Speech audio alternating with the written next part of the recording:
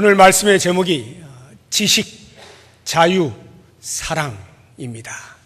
이 세 가지 개념은 성경에서 매우 중요하게 다루는 개념들입니다. 그런데 오늘 사도 바울은 이 세 개의 개념을 연관시켜서 우리들에게 교훈하여 주고 있습니다. 왜 사도 바울이 지식과 자유와 사랑을 관계하여서 우리들에게 들려주는가 하면 고린도 교회 안에 이러한 개념들을 설명해야 할 어떤 문제가 발생하였기 때문입니다. 그 문제는 다름 아니라 우상의 제물을 먹는 문제로 인하여서 먹을 수 있는 것이냐 먹으면 안 되는 것이냐로 서로 간에 문제가 생겼습니다. 그래서 바울에게 이 부분에 대해서 당신이 우리에게 답을 좀 주십시오 요청을 하였기 때문에 그 요청에 따라서 답을 준 내용이 바로 이 세 가지 개념들을 연관하여 우리에게 들려주는 것, 이것이 오늘 본문의 말씀입니다. 우상의 제물을 먹는 문제에 대해서 바울은 8장으로부터 시작해서 10장에 이르기까지 3장에 걸쳐서 길게 설명을 하고 있습니다. 그 이야기는 이 우상의 제물을 먹어야 하느냐 먹지 말아야 하느냐, 먹을 수 있느냐 먹으면 안 되느냐 라고 하는 문제가 그 당시 그 고린도 교회에는 매우 중요한 문제였다 하는 것을 알게 해줍니다.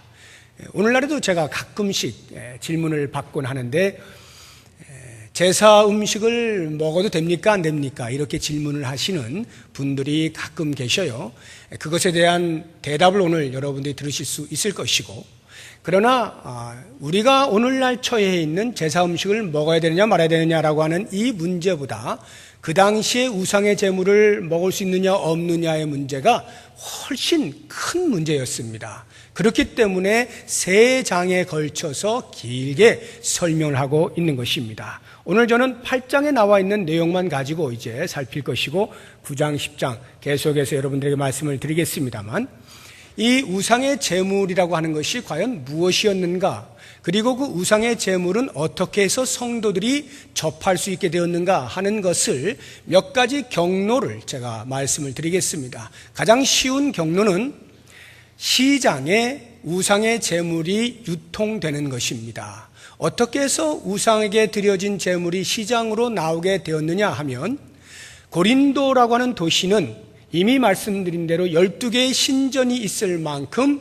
우상화되어진 도시입니다. 헬라 문화라는 것이 거의 대부분 각양각색의 신들을 마음껏 섬길 수 있는 것입니다. 그러다 보니 각각의 신전에서 자기들이 섬기는 우상에게 제물을 바치게 되어 있는데, 그 제물의 양이 거기서 섬기는 사제들이 먹고도 얼마나 많이 남는 것입니다. 그래서 이들이 시장에 내다가 파는 거예요. 그렇게 해서 일반 고기와 우상의 제물이 시장에 함께 유통됨으로써 그리스도인들이 무엇이 무엇인지 모르게, 때로는 자기도 모르게 우상의 제물을 사다가 먹을 수가 있게 되는 것입니다. 또 하나의 경로를 본다면, 고린도 교회 성도들은 처음부터 예수님을 믿었던 모태신앙자들이 아닙니다. 다 커서 나중에 예수님을 영접했어요. 그러면 그들이 예수님을 영접하기 전까지의 삶이라고 하는 것은 고린도 도시에 있는 대부분의 사람들과 다름없이 신전 어디엔가 속하면서 우상을 섬기고 살았을 것이 틀림이 없습니다.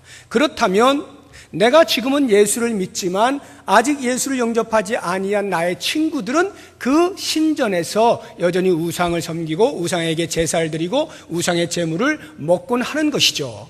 그렇다면 내가 친구를 만나기 위해서는 그 우상의 신전에 가게 되어 있는데, 거기에서 친구와 만나면서 우상의 제물을 함께 나누어 먹게 되는 그러한 경로가 있는 것입니다. 또 다른 경로가 있다면, 오늘날 올림픽을 여러분이 잘 아실 겁니다.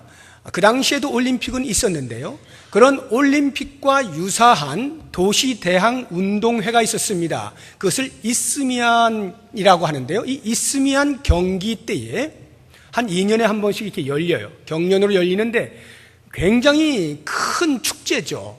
도시대왕이니까요. 이때에 그 도시의 유력 인사들이 기회를 잡는 것입니다. 축제를 벌여서 시민들을 초청해서 음식을 먹여주면서 자기의 유세를 하는 것입니다. 환심을 사는 거죠. 그때에 그 축제를 신전에서 벌이는 거예요. 신전에서 축제를 벌인다면 당연히 도살하기 전에, 도축하기 전에 우상에게 제사를 드리고 도축을 하니까 우상의 제물이 되는 거죠. 거기에 참여한 시민들은 전부 우상의 제물을 먹게 되는 것입니다. 또 하나 중요한 경로가 있는데 그것은 길드라고 하는 것에 대한 이해가 필요합니다. 길드, 여러분 많이 들어보셨죠? 오늘날로 하면 노동조합 또는 동역자, 동업자 조합 이렇게 이해를 하시면 되겠습니다. 즉 상업을 하는 사람들끼리 조합을 이루는 것입니다. 그러면 이 조합에서 우리 조합이 잘 되게 해주십시오라고 하는 조합이 섬기는 수호신이 있는데 그 수호신에게 매년 제사를 드리는 것입니다. 역시 신전에서 그러한 행위를 하는데요. 조합원과 그 조합원들의 가족들이 함께 참여해서 제사를 드리고 거기에서 나온 제물들을 함께 나누어 먹는 것입니다. 이렇게 해서 여러 가지 경로들을 통하여서 우상의 제물을 그리스도인들이 접할 수 있었던 것이죠. 자, 그렇다고 하면 이러한 우상의 제물을 먹는 부분에 대해서 기독교 공동체, 예수 공동체에서는 아무런 어떤 법적 기준이 없었느냐? 그렇지는 않습니다. 이미 한참 전에 지금 이 고린도 교회가 이런 문제가 발생하여 바울이 지금 편지를 쓰고 있는 때는 대략 AD 55년경인데 그로부터 5, 6년 전인 AD 49년에 예루살렘 공의회에서 이 부분에 대하여 결정한 바가 있습니다. 사도행전 15장을 보시게 되면 이런 문제가 있어요. 사도 바울이 이방의 빛으로서 열심히 복음을 전합니다. 그 이방의 첫 교회로 안디옥 교회가 세워지고 안디옥 교회에서 말씀을 전할 때 많은 사람들이 복음 앞에 무릎을 꿇고 예수를 믿게 됩니다. 그런데 문제가 발생해요. 예루살렘에서 온 1년의 유대인 그리스도인들이 유대교인이었는데 예수를 믿어 개종한 유대인 그리스도인들이 안디옥 교회를 방문하면서 할례를 받지 아니한 채 신앙생활을 하고 있는 거예요. 자기들은 이미 유대인으로 할례를 다 받지 않았습니까? 그들의 생각에 예수를 믿었음에도 불구하고 할례는 역시 하나님의 백성의 표시이니까 구원받음에 아주 중요한 것이다 라고 여기고 그 이방인, 할례 받지 아니한 이방인들에게 할례를 요구한 것입니다. 이렇게 되면서 안디옥 교회가 술렁술렁거리게 되었어요. 그것을 볼 수 없었던 지도자들이 바울과 바나바와 일련의 지도자들을 형성해서 예루살렘 공의회로 파견을 보냅니다. 그래서 이 문제를 깨끗하게 매듭짓고 오시오 라고 하는 그 명을 받고 바울을 비롯한 일련의 사람들이 예루살렘 공의회에 참여하게 되는 것입니다. 그때 예루살렘 공의회의 의장은 야고보였습니다. 그래서 그 야고보에게 이 상황을 상정을 했어요.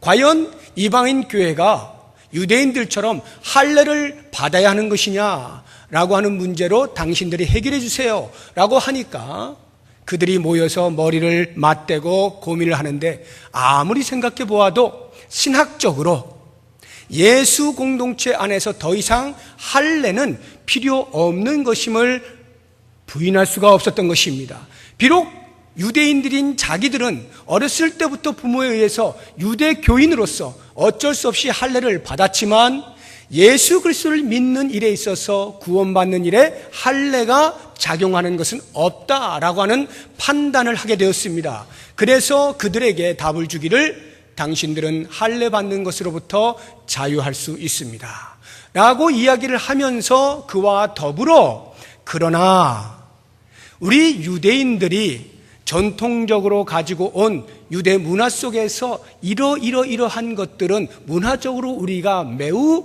껄끄러운 것들이 있습니다. 이것들은 당신들도 좀 삼가해 주시면 좋겠습니다 라고 하면서 4가지 삼가할 것을 사도행전 15장 29절에 기록을 해놓고 있어요. 그 중에 하나가 우상의 제물을 먹는 것을 금하는 것이고, 목매어 죽은 동물, 짐승을 먹는 것을 금하는 것이고, 피를 금하는 것이고, 음행을 금하는 이 네 가지를 금했어요. 그러니까 AD 49년에 이미 예루살렘 공의회를 통해서 공식적으로 이런 것들은 그리스도 공동체 안에서 안 하는 것입니다 라고 결정을 했는데, 고린도 교회에는 우상의 제물을 먹는 문제가 발생한 겁니다. 왜 발생했을까요? 그리고 왜 그것이 부닥치게 되었을까요? 이런 추측이 가능한데요. 바울이 고린도 교회에 가서 복음을 전할 때 처음부터 교회를 짓고 복음을 전하고 할 때에 이 예루살렘 공의회에서 결정된 네 가지 사항을 전하지 않은 것입니다. 왜냐하면 처음 교회가 세워지는 일에 있어서 그것이 중요한 것이 아니기 때문에 그렇습니다. 생명을 살리고 예수를 받아들이는 일에 있어서 그런 금하는 네 가지는 문화적인 문제이고 건덕의 문제인 것이지 신앙 자체의 문제는 아니기 때문에 바울이 아마 가르치지 않았던 것으로 보입니다. 가르치는 시기를 놓쳤을런지도 모르겠습니다. 그러는 와중에 대부분의 학자들이 인정하는 것인데, 어느 때인가 베드로가 고린도 교회를 방문한 것입니다.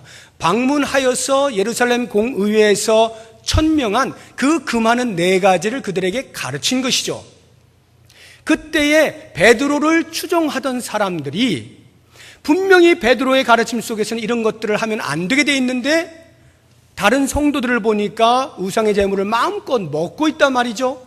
그래서 거기서부터 항거하는 목소리가 나오게 된 것이고, 먹는 사람들은 어떻게 그것을 먹지 않느냐 라고 지식 없음에 대하여 탓하는 이런 일들이 발생한 거죠. 이런 충돌 속에서 바울 당신은 과연 우리들에게 어떤 답을 줄 것이요 라고 어느 편에서 질의한 것인지는 모르겠습니다만, 그러한 질문이 던져졌을 때 바울이 오늘 8장을 통해서 답을 주고 있는 것입니다. 바로 이와 같은 가르침에 바울이 뽑아낸 개념이 지식, 자유, 사랑입니다. 이 세 개가 어떤 관계 속에서 바울이 어떤 이야기를 하고 있는지를 우리가 지금부터 같이 말씀을 통하여 보도록 하겠습니다. 1절을 보시기 바랍니다. 8장 1절 같이 한번 읽어보겠습니다. 시작. 우상의 제물에 대하여는 우리가 다 지식이 있는 줄 아나 지식은 교만하게 하며 사랑은 덕을 세우나니. 바울의 가르침 속에서 지식은 교만하게 하고 사랑은 덕을 세운다고 말하고 있습니다. 여기에서 바울이 말하고자 하는 이 지식, 이것은 당연히 우상을 먹는 것에 대한 지식을 말하는 것입니다. 신앙의 어떤 지식을 말하는 것인데, 이 지식은 교만하게 한대요, 사람을. 그리고 사랑은 덕을 세운다는 말입니다. 이게 무슨 뜻일까요? 바울은 어떤 지식에 대하여서 알레르기를 가지고 있는 것일까요? 사람들이 지식을 얻으면 전부 다 교만해지는 것일까요? 그렇다고 하면 우리가 아는 것이 힘이라는데, 그렇다고 하면 우리가 우리 자녀들을 계속해서 교육을 할 수 있는 대로 많이 시키려고 하는데, 이 모든 것들은 전부 교만한 사람을 만들기 위해서 하는 것일까요? 바울은 그런 의미로 말하고 있는 것이 아닙니다. 지식은 가치 중립적입니다. 그런데 이 지식이 어떻게 사용되느냐에 따라서 선하게 또는 악하게 드러나는 것인데, 바울이 이야기하고 있는 지식이 교만하게 되는 것은 그 뒤에 나오는 사랑이 덕을 세우는 것인데, 공동체 안에 사랑이 빠질 때, 사랑이 없는 지식을 드러낼 때, 그때 그 지식은 교만하게 된다라고 이야기를 하고 있는 것입니다. 이 지식이라고 하는 것이 뭐냐 하면 우상의 제물을 먹을 수 있다라고 하는 것에 대한 지식인데요, 그 지식에 대하여서 4절부터 보시면은 사도 바울이 자기의 말로써 그 지식 있는 자들의 주장을 동의하는 것을 볼 수가 있습니다. 4절 보세요. 그러므로 우상의 제물을 먹는 일에 대하여는 우리가 우상은 세상에 아무것도 아니며 또한 하나님은 한 분밖에 없는 줄 아노라. 비록 하늘에나 땅에나 신이라 불리는 자가 있어 많은 신과 많은 주가 있으나 그러나 우리에게는 한 하나님 곧 아버지가 계시니 만물이 그에게서 났고 우리도 그를 위하여 있고 또한 한 주 예수 그리스도께서 계시니 만물이 그로 말미암고 우리도 그로 말미암아 있느니라. 사도 바울이 당시에 지식 있는 자들이 지식 없는 자들에게 대하여 주장하고 있는 그 지식에 대해서 동의하면서 말하고 있는 거예요. 무슨 말이냐 하면 우상이라고 하는 것은 아무것도 아니지 않느냐, 오직 우리에게는 한 분 하나님만 계시지 않느냐, 오직 우리에게는 우리를 구원하신 예수 그리스도만이 계시지 않느냐, 우상이라고 하는 것은 전부 사람이 만든, 손으로 만든 돌과 나무에 불과하지 않느냐. 그러니 그 아무것도 아닌 우상에게 바쳐진 제물, 우상의 제물 또한 아무것도 아닐 수밖에 없지 않느냐. 그러면 아무것도 아닌 그 제물을 먹는다 하여서 무엇이 문제가 되느냐. 사도 바울은 바로 이 부분에 대해서 적극적으로 동의하는 것입니다. 그렇습니다. 구약 시대를 사는 사람들은요, 음식에 부정한 것들이 있었습니다. 그래서 그것을 먹으면 안 됐죠. 유대인들은 부정한 것들을 손대지 않았습니다. 지금도 안식교인들은 돼지고기 안 먹습니다. 구약에서 금하고 있는 것들이에요. 그런데 신약으로 오면서 예수 그리스도 안에서 모든 음식이 가하다고 하는 것을 사도행전 10장에서 고넬료의 그 환상 속에서, 베드로에게 나타난 그 환상 속에서 보자기 속에 있는 모든 것들을 다 집어넣어놓고 먹어라 말씀하지 않습니까? 온 세상 사람들이 다 복음을 들을 수 있다라고 하는 것에 대한 환상이지만 음식 자체도 가릴 수 있는 것이 더 이상 없어졌다라고 하는 것입니다. 그리스도 안에서 믿음으로 받으면 모든 것을 다 먹을 수 있는 것이 그리스도가 오신 이후 신약의 사람들이 누릴 수 있는 특권인 것입니다. 그렇게 본다라고 하면은 지금 사도 바울이 이야기하고 있는 이 지식이라고 하는 것, 이것은 지극히 타당한 것입니다. 바울은 이 지식 있는 자를 가리켜서 강한 자라 말을 하고 있고요, 아직 이 지식이 없어서 먹는 것에 대하여 거리끼는 사람들을 가리켜서 믿음이 약한 자라 이렇게 표현을 하고 있는데요, 이 지식이 있는 것에 대해서 바울도 동의하면서 당신들도 지식을 가지시오라고 하는 것을 간접적으로 이야기해 주고 있어요. 왜 우상의 제물을 먹는 사람들에 대하여 당신들이 판단하고 비판합니까? 모든 음식은 다 먹을 수 있는 것입니다 라고 하는 것을 간접적으로 이야기해요. 물론 바울이 지금 직접적으로 권면하는 것은 지식이 있는 자들에 대하여 하고 있는 것입니다만, 상대적으로 지식이 없어 믿음이 약한 자들에게도 당신들도 이와 같은 지식을 가지십시오 라고 말하는 거예요. 그렇습니다. 우리는 하나님의 말씀에 대한 지식이 있어야 돼요. 그래야 그 지식대로 우리가 살아갈 때 성숙이 일어나는 것입니다. 실제로 우상의 제물에 대하여 지식이 있는 그 사람들은 아무런 거리낌 없이 먹음으로써 유익을 얻지 않습니까? 그런데 그것에 대하여 아직도 받아들이지 못하는 사람들은 눈앞에 먹을 것이 있으면서도 그것에 대하여 양심에 거리껴 먹지 못하는 한계를 갖는 것입니다. 지식이 부족하면 그에 따른 행위가 한계를 갖게 됩니다. 그런 면에서 우리는 하나님의 말씀을 할 수만 있다면 많이 배워야 됩니다. 그래서 그 말씀 가운데서 하나님을 아는 지식에 점점 자라가야 합니다. 그런데 그 다음이 중요합니다. 바울이 이렇게 지식 있는 자들의 주장을 동의하면서 그 다음 이야기가 7절에 나옵니다. 그러나 이 지식은 모든 사람에게 있는 것은 아니므로 해서 지식 없는 자에 대한 이야기를 하고 있습니다. 지식 있는 자들에게 말하는 거예요.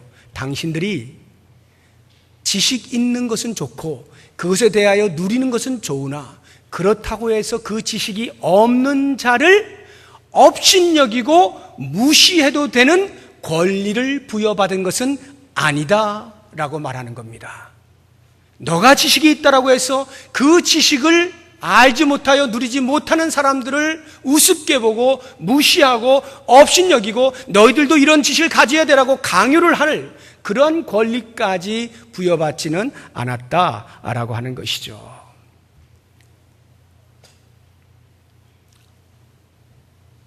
그렇다고 한다면 과연 이 지식을 가진 자는 어떻게 해야 되느냐라고 하는 것을 이제 자유와 맞물려서 또 설명을 하고 있는데요. 9절을 한번 보시기 바랍니다. 9절 같이 한번 읽어보겠습니다. 그런즉 너희의 자유가 믿음이 약한 자들에게 걸려 넘어지게 하는 것이 되지 않도록 조심하라.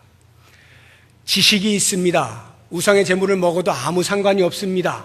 하나님 주신 음식에 불과합니다. 그래서 누릴 수 있습니다. 자유할 수 있습니다. 그래서 마음대로 먹습니다. 그런데 그렇게 먹는 것이 만약 믿음이 약한 자들에게 걸려 넘어지는 것이라면 너희들의 자유를 절제해라. 이렇게 권면을 하고 있는 것입니다.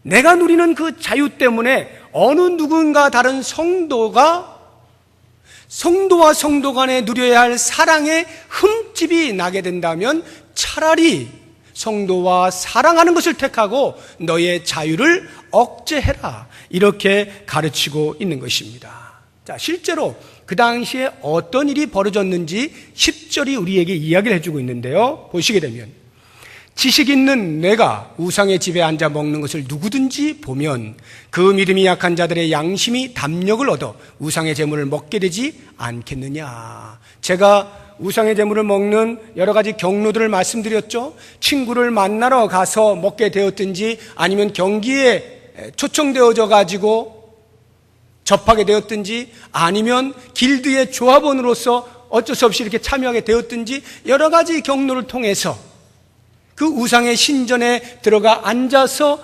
음식을 먹는 것을 누군가가 본다면 믿음이 연약한 자들이 우상의 음식을 먹고 있네? 저 사람 교회에서 굉장히 믿음이 좋은 사람인 줄 알았는데 우상의 제물을 먹고 있네? 라고 하면서 그 마음 가운데 그렇게 하면 안 된다고 생각을 하고 있는데 누군가가 그렇게 하고 있을 때 마음에 담력이 생겨. 야, 저거 되는가? 저래도 되는가 봐. 하고 먹게 되는 일이 생긴다 이 말이에요. 자, 그러면 내가 먹음으로써 내 옆에 있는 사람도 먹을 수 있는 거구나 하고 먹으면 그래서 자유를 누려서 먹는다면 아무 상관이 없어요. 그런데 바울이 지금 염려하고 있는 것은 그게 아니라는 것이죠. 먹기는 먹는데 담력을 얻어서 먹기는 먹는데 여전히 그의 양심은 벌렁벌렁거리는 거예요. 이거 내가 지금 해도 되는 거야 말아야 되는 거야? 이렇게 하고 있는 것입니다. 7절 다시 한번 보십시오. 7절 그러나 이 지식은 모든 사람에게 있는 것은 아니므로 어떤 이들은 지금까지 우상에 대한 습관이 있어 우상의 제물을 알고 먹는 거로 그들의 양심이 약해지고 더러워진다는 것입니다. 담력을 얻어서 먹긴 먹는데 여전히 그의 머릿속에는 우상에 대한 습관이 있어요. 어떤 습관일까요? 그들이 전에 신전에서 같이 먹고 마실 때 어떤 생각을 하고 먹었느냐 하면 그들이 음식을 먹는 순간에는 그 제사드린 우상이 자기를 보호한다고 생각하는 거예요. 음식을 먹는 순간 우상의 힘이 나에게 온다라고 생각하는 것입니다. 그래서 나를 보호하고 지켜준다. 그 우상과 연합된다 라고 하는 이런 생각을 가지게 된 거예요. 이것이 우상에 대한 습관이거든요. 그런데 음식을 먹을 때 자유함으로 지식이 있어 먹는 것이 아니라 어떤 사람을 보고 먹어도 되나 봐 하고 먹는데 실제 그의 마음은 그 우상에 대한 습관이 떨어지지 않은 거예요. 그래서 여전히 그 생각을 하고 있는 거죠. 먹으면서 그러면 또 우상이 나를 섬길 텐데 내가 예수님만 섬기기로 작정을 했는데 이것도 음식을 먹으면서 우상이 또 나를 도와주나? 헷갈리기 시작하는 겁니다.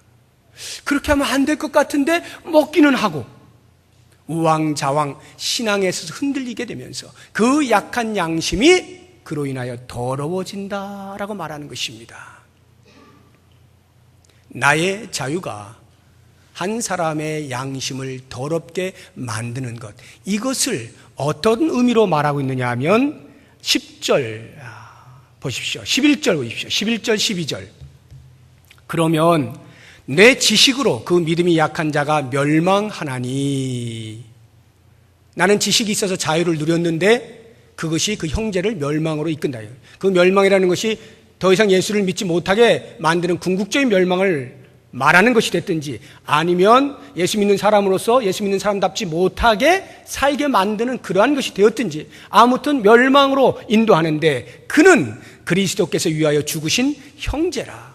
너는 너의 자유를 누린다고 하였지만 너로 인하여서 양심이 더러워지면 그 형제를 위하여 죽으신 예수 그리스도의 피가 값어치가 없게 되는 것이다. 그러면 너는 12절 이같이 너희가 형제에게 죄를 지어 그 약한 양심을 상하게 하는 것이 곧 그리스도에게 죄를 짓는 것이니라. 너의 그 행위가 그에게 죄를 짓게 하는 것이고 그에게 죄를 짓는 것이고 그를 위하여 죽으신 예수 그리스도에게 죄를 짓는 것이다.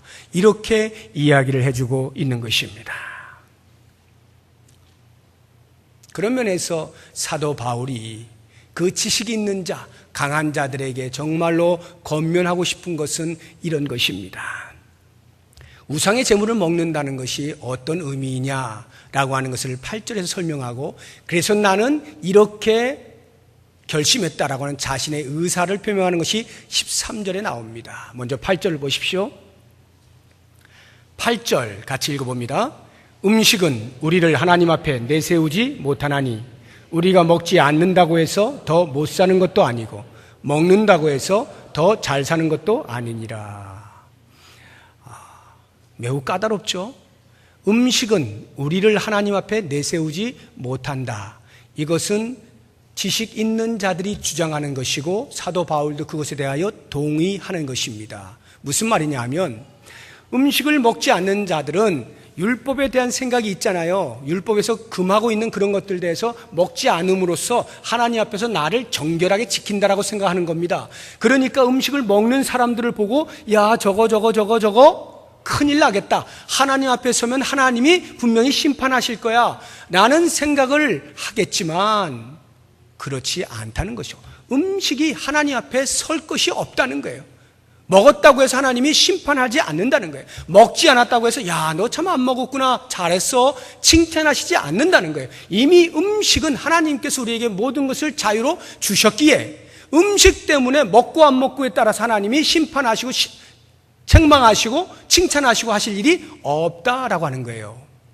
이것은 지식 있는 자들이 지식 없는 자들에게 말하는 것이고 바울도 그에 대해 동의하면서 그 다음 이야기를 하는 겁니다. 그러나 지식 있는 자들아 너희도 한번 거꾸로 생각을 해봐라 하고 보십시오. 다시 8절 뒷부분 보시면 우리가 먹지 않는다고 해서 더 못 사는 것도 아니고 먹는다고 해서 더 잘 사는 것도 아니니라. 지식 있는 자들아 너희들이 그 지식을 따라 먹느냐? 먹는다고 해서 얼마나 더 잘 살 것이고 그래서 그것을 먹지 않는다고 해서 얼마나 못 살 것이냐. 이것은 경제적인 잘 살고 못 사는 것뿐만이 아니라 영적으로도 마찬가지예요. 너희들이 그 지식 때문에 자유를 누린다 해서 음식을 먹어서 얼마만큼 자유를 누리며 풍성해지느냐. 그래 그것을 형제들을 위하여서 내가 절제하고 안 먹는다 해서 얼마나 큰 손해를 보고 있느냐. 별거 아니다 이 말이에요. 안 먹어도 그만이고 먹어도 그만이 별 큰 것 아니니 그렇다고 하면 너희들이 정말로 신경 써야 될 게 뭐냐 이렇게 말하고 있는 거예요. 자, 이 말을 들었을 때 지식이 있는 자들이 그렇구나, 별거 아닌 것 가지고 우리가 괜히 자랑을 하고 못 먹는 사람들한테 막 윽박 지르고 너희들도 먹어야 돼 이렇게 했구나 라고 생각을 할까요? 아마도 그런 사람 몇 안 될 거고요. 대단한 불만을 표현했을 겁니다. 왜냐하면요, 실제로 사도 바울은 별것 아니다, 먹으나 안 먹으나 별것 아니다라고 말했지만 그들은 그렇지 않아요. 그들은 별것이 있어요. 어떤 별것이냐? 먹었을 때, 안 먹었을 때 차이가 확연합니다. 첫째, 고기를 먹을 수 있는 기회가 그리 많지가 않아요. 사람들은 그 당시에 고기가 풍성하지 않았습니다. 그러니까 그러한 때에 기회가 있을 때 고기를 먹어줘야 돼요. 이 입에 즐거움이 있지 않습니까? 내가 먹으나 안 먹으나 별것 아니야 해서 안 먹어버리면 고기 못 먹는 거예요. 손해보는 거죠. 뿐만 아니라 친구를 만나야 되는데 그거 안 하게 되면은 더 이상 친구를 만나러 신전에 갈 수가 없어요. 친구 다 떨어지는 거예요. 내가 예수 믿는다는 것 때문에 친구가 다 없어지는 거예요. 얼마나 억울합니까? 그러니까 손해보는 것이죠. 뿐만 아니라 가장 현실적인 것은 길드라고 하는 조합을 제가 말씀을 드렸는데, 그 길드의 조합이 조합원들을 보호하는 역할을 하는데, 조합이 하고 있는 행위에 대하여서 동의하지 아니하고 참여하지 아니하고 조합이 잘 되도록 우리 같이 빌자라고 하는데 거기에 동참하지 않으면 당연히 조합으로서는 그 조합원이 미운 오리 새끼가 되는 거죠. 그러니까 보호해 줄 것도 보호 안 하고요, 불이익을 부여하는 것입니다. 그러니 내가 형제를 지킨다라고 해서 안 먹게 되면 현실적인 불이익이 다가오는 것이에요. 그러니까 바울이 얘기하는 것처럼 그렇게 간단하게 안 먹어도 그만이고 먹어도 별것도 아니지 않느냐? 그것이 아니다는 것이죠. 그러면 사도 바울이 과연 그것을 모르고 그렇게 표현했을까요? 그렇지 않습니다. 바울의 생각은 이거예요. 그래서 아마도 바울은 나는 이렇게 결정 내렸다, 너희들 잘 생각해봐라 하고 13절에 말씀하는데요. 우리 13절 같이 한번 읽어보겠습니다. 그러므로 만일 음식이 내 형제를 실족하게 한다면 나는 영원히 고기를 먹지 아니하여 내 형제를 실족하지 않게 하리라. 바울은 자기의 다짐을 통하여서 뭘 그들에게 말하고 있느냐 하면, 너희들이 생각할 때 뭐가 크다고 생각하느냐, 너희들이 현실적으로 유익을 얻지 못하는 그것이 크다고 생각하느냐, 아니면 신앙 공동체 안에서 형제를 잃어버리는 것이 크다고 생각하느냐, 무엇이 크냐 이거예요. 바울은 말하는 거예요. 너희들이 아무리 현실적인 유익이 없어지는 것에 대한 손해를 크게 느낀다 할지라도 형제를 잃어버리는 것보다는 훨씬 작은 것이다. 그러면 너희들은 과연 큰 것과 작은 것 가운데 어떤 것을 택하겠느냐? 소를 위해서 대를 잃어버리겠는가? 아니면 대를 위하여 소를 기꺼이 내려놓겠느냐? 이 부분을 이야기하는 거예요. 그러면서 자기는 말하는 거죠. 나는 당연히 대를 붙잡겠다.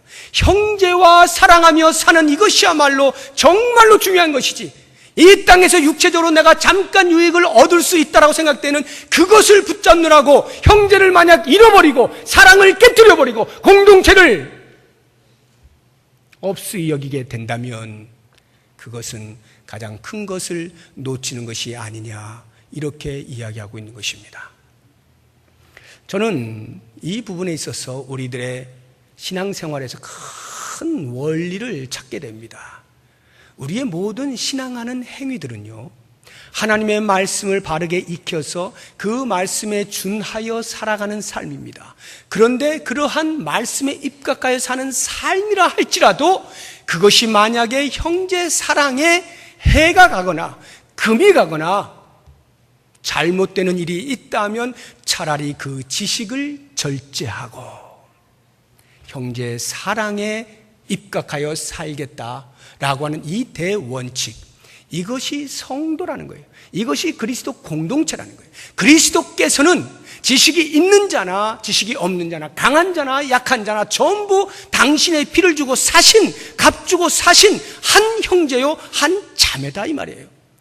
그런 형제 자매가 자기의 개인의 일신적인 어떤 유익 때문에 형제의 실족을 우습게 여기고 그냥 내 동댕이 쳐버린다면 그것은 성도라 할 수 없지 않느냐 하는 것이죠.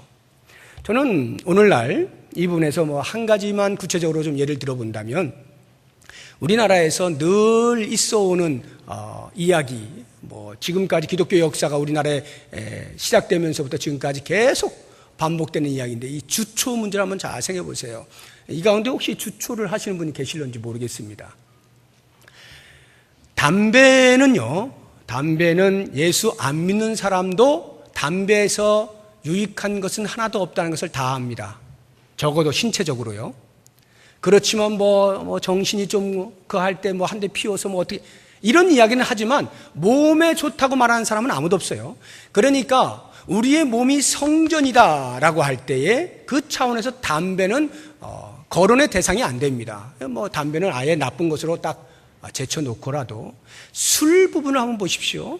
술을 보면 성경에서 술 한 모금도 입에 대면 안 된다라고 말하는 곳이 없어요. 실제적으로 독주를 금하고 이런 이야기들은 있어도요, 술 자체가 죄악이다. 그래서 절대로 성도는 예수를 믿는 순간부터 술은 손에도 대면 안 돼, 입에도 대면 안 돼, 이렇게 말할 수 있는 근거가 없어요. 그러니까 성경에 올바른 지식을 가졌다면 그 술 부분에 대해서 강력하게 마시면 안 돼라고 말을 할 수가 없는 것입니다. 자, 그렇게 볼 때 이 자리에서 술 마시는 분들이 강한 자죠. 지식이 있는 자예요. 야, 성경에서는 술 마시지 말라는 소리가 없었구나 말이지. 강한 자가 되는 거예요. 그런데 오랜 신앙 전통에 의해서 술 마시면 안 되는 것이 몸에 익은 사람들은 성경의 표현에 의하면 뭡니까? 약한 자들이에요. 거기에 얽매여가지고 자유할 수 있는 것을 자유하지 못하고 끙끙거리고 있는 것이 되는 거죠. 그런데 잘 들어보세요. 이 술이라고 하는 것도요, 일단 술 많이 마시는 것에 대해서 제가 이제 제쳐놓으려고 그러는 거예요. 술 많이 마시면 여러분이 다 아시겠습니다만, 처음에는 내가 통제를 하는 것 같지만 술이 많이 들어가면 들어갈수록 그 술이 나를 지배하지 않습니까? 그러면 더 이상 내가 없어지죠. 그러면 그야말로 이상한 사람이 되는 것 아닙니까? 흉측해지죠. 그러니까 그런 경우는 이미 술을 많이 마심으로 내 육체가 상해버리니까 그것 역시 하나님의 성전으로서 온당치 못해요. 그러니까 술 많이 마시면 육체도 상하고 행동도 이상하게 되니까 예수 믿지 않는 사람보다 더 흉측하게 되니까 그것은 거론의 대상이 못 됩니다. 그건 놔두고, 그건 말 하나 많아요. 나쁜 것이라는 거 다 압니다. 그러면 적당히 마시는 건 어떻게 되느냐? 여러분 가운데 지금 적당히 마시는 분들이 적당히 있을 것 같아요. 그런 분들이 과연 이 술에 대해서 어떻게 이제 지금부터 마음가짐을 가져야 되는가? 이 바울의 권면을 토대로 해서 생각을 해보면, 이대로 우리가 이해를 하자고 한다면 술 마실 수 있다. 마실 수 있는데, 예를 들어서 바울이 디모데에게 야, 너 지금 몸이 안 좋으니까 약으로 포도주 조금씩 써라 하는 이 정도, 몸에 좋으라고 밥을 먹다가 한 잔 정도 피가 이렇게 맑아지고 순환이 잘 되고 의학적으로도 이야기하고 있는 이런 정도 가능하지 않겠습니까? 이렇게 이야기하면 이제 내려가고 나서 제가 어떤 일이 이제 벌어질지 모르겠습니다만, 아무튼 성경적으로 볼 때 금할 일이 없어요. 뭘로 어떻게 할 수가 없어요. 그런데 이 바울의 가르침을 잘 들어보세요. 바울이 뭐라고 이야기하냐면, 그런 자유가 나에게 있어요. 그렇다고 해서 그 자유를 술을 마시지 않는 사람들에게, 술을 마시면 왠지 그리스도인으로서 내가 좀 죄를 짓는 것 같다라고 생각하는 사람들에게, 야, 아무것도 아니야, 성경에 어디 나오니, 목사님도 얘기하잖아, 마실 수 있다고 하면서 사발을 들이밀고 같이 마시자, 이렇게 하면 안 된다 이 말이에요. 왜요? 이미 그 사람은 사발을 들고 한 모금 하는 순간에 이거 아닌데 하면서 마셨기 때문에 그 양심이 더러워진 거예요. 그러면 나는 자유하고 그 지식 있는 것을 전달하고 같이 나누어주면서 자유하자라고 말을 했는데, 그 사람에게 죄를 지은 것이고 그 사람을 핏값 주고 사신 예수님께 죄를 지은 것이 된다 이 말이에요. 그런 면에서 절제할 수 있어야 한다라고 하는 것입니다. 만약에 여러분 가운데 정말로 나는 건강상의 문제로 그 밥 먹으면서 혈액순환 잘 되려고 한 잔씩 한다, 이 부분에 대해서 나를 건드리지 말아라 라고 하시는 분들은 이 건덕상의 이유로 인해서 아무도 몰래 마십시오. 아무도 몰래, 자기 혼자가 너무 쓸쓸하면 아내나 남편하고 같이, 적어도 비밀이 새나가지 않을 정도의 범위 안에서 그렇게 해서 한 잔 하세요. 그러나 성도들과 함께, 야, 마셔도 되는 거야? 괜찮은 거야? 야, 바보같이 뭐야? 신앙이 말이야, 통 좀 크게 살아, 이러면서 대놓고 마시면 안 되는 거예요. 특히 중직자들에게 제가 부탁드립니다. 중직자들이라 하면 교회에서 장로님들, 시무권사님들, 시무집사님들이 중직자가 되는데요, 중직자들은 술을 금해야 됩니다. 왜요? 아무리 여러분이 비밀리에 지도새도 모르게 그렇게 한 잔씩 했다 할지라도 분명히 그게 새요. 낱말은 누가 듣고 반말은 누가 듣는다고, 이게 새게 돼 있고, 새면 그것으로 인하여 실족하는 형제가 반드시 나옵니다. 오오오, 장로님이 술 마셨어? 실족하게 되는 거예요. 그래서 적어도 교회 지도자로 세움받은 사람이라면 이 부분에 대해서 건덕의 이유를 가지고 성도들이 건강하게 사랑으로 한 공동체가 될 것을 위하여 나의 자유를 절제하는 거예요. 이 정도는 해줘야 돼요, 중직자가. 나는 뭐 너무도 마시고 싶지만 이 건덕을 위해서 차라리 내 자유를 절제하고 교회를 평화롭게 하리라. 이 정도는 대줘야 되는 거 아닙니까? 교회 지도자가 될 사람들이 그런 사명을 가지시고. 그럼 우리 평신도들은 아이고 우리는 자유네, 목사님이 봐줬어 하고 대놓고 마시지 마시고, 우리가 사회에서 봐도 술 마셔서 좋은 예가 거의 없어요. 여러분들이 사업을 뭐 이렇게 그 계약을 성사시키기 위해서 할 수 없이 한 잔씩 하고 뭐 담배도 같이 한번 하고 이렇게 핑계대는 사람들이 제법 많아요. 성도로서 사업을 하는 사람들이 제법 많이 있습니다. 그러나 여러분, 차라리 그걸 손해보라니까요. 차라리 그걸 손해보고 형제를 살리자고요. 신앙 공동체를 살리자고요. 물론 이 말은요, 지금 사도 바울이 지식 있는 자들에게 일방적으로 당신들이 무조건 다 지식 없는 자들을 위해서 손해보시오 이렇게 이야기하는 건 아니에요. 그 지식 없는 자들에게 말씀하잖아요. 이것이 참 지식이다, 음식에 대하여 얼마나 자유할 수 있다를 가르치잖아요. 가르치지만 그 가르침에 대하여 아직 지식으로 받아들이지 못하는 사람들이 있기 때문에 그들도 그 지식에 도달할 수 있어야 되지만 아직 도달하지 못하는 그런 연약한 사람들을 먼저 된 자들이, 강하다고 생각하는 사람들이 차라리 내가 절제하고 형제들을 안는 게 낫지, 바로 이 부분이에요. 그래서 우리가 교회 안에서 신앙생활을 할 때, 이 땅에서 신앙생활을 할 때 성도로서 과연 어떠한 행보를 해야 될 것이냐에 대한 모든 근간을 하나님 말씀 내가 얼마나 많이 알고 그것에 따라 사느냐 보다도 내가 과연 사랑에 기초하여 행동하고 있는가, 나의 행위가 혹시라도 나는 아무런 문제가 안 되지만 나의 행위로 인하여 누군가에게 실족해 하는 일이 생기진 않는가, 이 사랑에 근거하여 행동을 하게 되면 교회 공동체는 당연히 건강하게 되어지고요, 당연히 화목한 교회가 되어지는 것입니다. 모쪼록 원하기는 오늘 말씀을 통해서 우리의 지식과 우리의 자유가 얼마나 사랑 안에서 이루어지고 있는가, 얼마나 사랑 안에서 발휘되어서 꽃을 피우는가라고 하는 것을 잘 보시면서 모쪼록 우리의 행위를 통하여서 모든 성도들이 활짝 웃고 서로를 격려하고 위로하고 세워주는 아름답고 화목한 교회 공동체 되기를 주의 이름으로 축복합니다. 기도하겠습니다. 이 시간에 우리가 통성으로 기도하기 전에 먼저 이 찬송을 같이 부를 텐데요, 찬송의 가사가 너무 좋습니다. 형제의 모습 속에 보이는 하나님 형상 아름다워라. 존귀한 주의 자녀 됐으니 사랑하며 섬기리. 우리의 형제 자매의 모습은 하나님의 형상입니다. 그 존귀한 주의 자녀 피차에 사랑하고 섬기는 것이 마땅하지 않겠습니까? 이와 같은 마음가짐을 가지고 이 찬송 같이 부른 후에 통성으로 기도하겠습니다.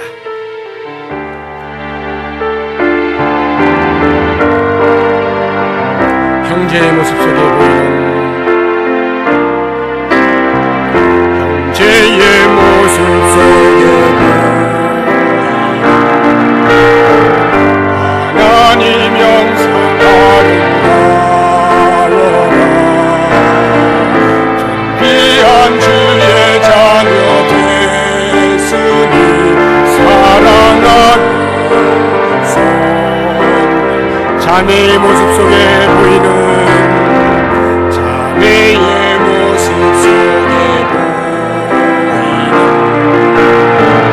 하나님 형상 아름다워라.